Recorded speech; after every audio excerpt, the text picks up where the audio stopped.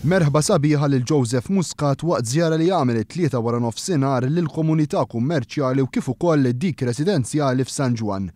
Il-mexxej Laburista sema mingħand is-sidien tan-negozji kummenti pożittivi dwar il-proposti tal-Partit Laburista, deskritti minnhom bħala nifs ġdid.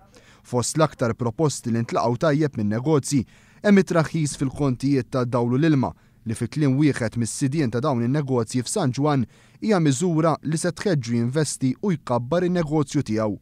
Joseph Muscat tkellem ukoll fuq miżuri oħra li gvern ġdid ser ikun qed jimplementa biex jagħti spinta lin-negozji żgħar u medji f'pajjiżna.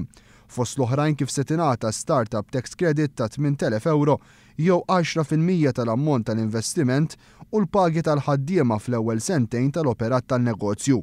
Biex jikbru negozji persuni li jaħdmu full-time, studenti jew pensjonanti li jkollhom ukoll negozju bħala part-time u li miegħu jkunu jħadmu sa mhux aktar minn 2 ħaddiema se jibdew igawdu mir-rata ta' taxxi jorħos ta' 15% fuq l-ewwel 12,000.